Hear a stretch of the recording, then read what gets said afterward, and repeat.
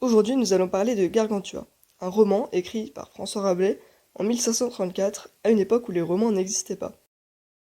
Voici Grangousier et Gargamel, les parents de Gargantua.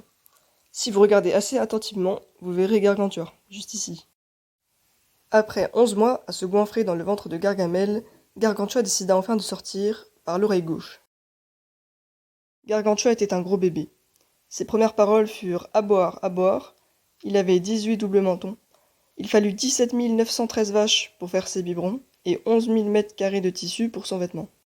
Car il était très intelligent, son père embaucha un maître sophiste, Tubal Holoferne, qui lui apprit l'alphabet en 5 ans et lui fit réciter des textes bibliques par cœur.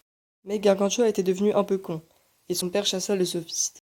On lui choisit donc un nouveau précepteur, plus moderne et humaniste, Ponocrates, qui l'emmena à Paris pour étudier. Et c'est après avoir volé les cloches de Notre-Dame et avoir noyé des centaines de Parisiens avec son pipi que Gargantua alla effectivement travailler. Il faisait des humanités, de la musique, des mathématiques, du sport, de l'astronomie, de la théologie, des jeux, et était très épanoui. Jusqu'à ce qu'advint la guerre picrocoline. Tout commença par un simple litige entre des bergers du royaume de Grangousier et des foissiers du royaume de Picrocole. « Oh Jérém, tu nous vends de la foisse ?»« Non, mon gâté, c'est la S en ce moment. Tu es sérieux? Mais t'es un grand fada, toi !»« Mais c'est toi le fada, malotru, va. Mange ton vieux peigne et laisse-moi en paix. » Les foissiers allèrent alors se plaindre à leur roi Picrocole, Dieu, Seigneur, voyez notre piteux état. Qui déclara de manière totalement excessive une guerre très violente contre Grangousier. Lancez l'attaque!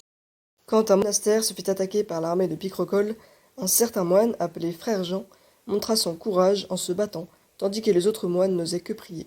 Face à la violence de cette scène, nous préférons vous montrer un documentaire sur la langouste.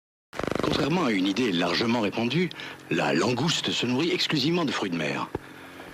Ce qui ne l'empêche pas de rester très humaine. Alors que l'armée de Picrocole continuait à détruire les terres de Grangousier, celui-ci proposa la paix, qui fut vite refusée. Gargantua dut alors rentrer de Paris pour se battre avec sa grande jument. Grâce à lui et à Frère Jean, Grangousier était victorieux. Ils firent tous une grande fête pour fêter la fin de la guerre. De son côté, Picrocole s'enfuit. Au secours! Frère Jean eut le droit de forger sa propre abbaye, qu'il appela Thélème.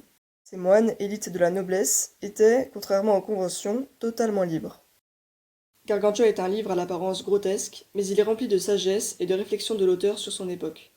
Il est humaniste, il met l'homme et la raison sur un piédestal, et notamment dans les domaines de l'éducation et de la religion. Il prône la paix à travers le seigneur Grangousier, en opposition à la violence guerrière et l'orgueil de Picrocole. Et il nous rappelle tout simplement que rire est le propre de l'homme. Merci d'avoir regardé cette vidéo jusqu'au bout et à bientôt.